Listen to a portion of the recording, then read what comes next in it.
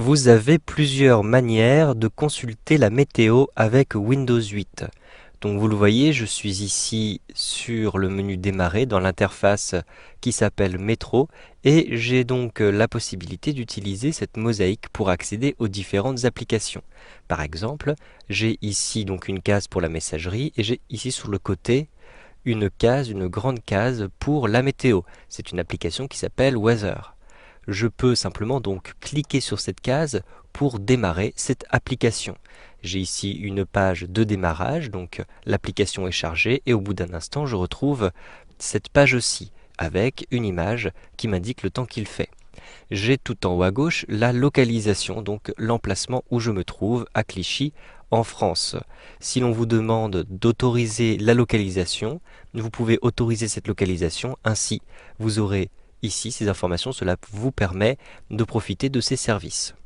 Vous avez ici donc le temps et les températures qui vous sont indiquées en degrés Fahrenheit.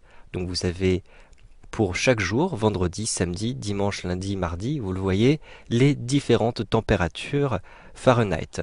Et l'on vous indique ici le temps, donc en toutes lettres. Vous avez aussi l'humidité. Un simple clic ici et vous avez accès à d'autres prévisions. Vous voyez, vous avez ici le nom des prévisions qui sont indiquées. En cliquant à nouveau ici, je vais pouvoir masquer ces autres prévisions et donc avoir des icônes qui m'indiquent directement le temps qu'il fait. Je peux aussi naviguer à travers cette page-ci. En effet, vous le voyez, vous avez tout en bas ici une barre de défilement. Je peux simplement cliquer et déplacer cette barre de défilement pour voir un petit peu sur la droite ce qui se passe. Je fais apparaître, ici vous le voyez, des icônes supplémentaires. Donc cette icône qui permet de voir davantage de prévisions, je clique à nouveau pour masquer ces prévisions. Je peux aussi avancer dans la semaine en cliquant ici sur le bouton vers la droite. Et donc, vous le voyez, j'ai accès à la semaine suivante. En cliquant ici sur le bouton vers la gauche, je reviens à cette semaine-ci. Je peux aussi utiliser la molette de la souris pour naviguer à travers ces différentes pages. En allant un petit peu ici sur la droite, j'ai un tableau qui m'indique la météo heure par heure. Donc vous le voyez, à chaque heure, vous allez avoir juste en face les températures, toujours en Fahrenheit. Ici, la température telle qu'elle est ressentie et les pourcentages, donc les probabilités de précipitation. Vous avez ici sur la droite des cartes qui vous indiquent exactement donc les mouvements ici de température et de nuages.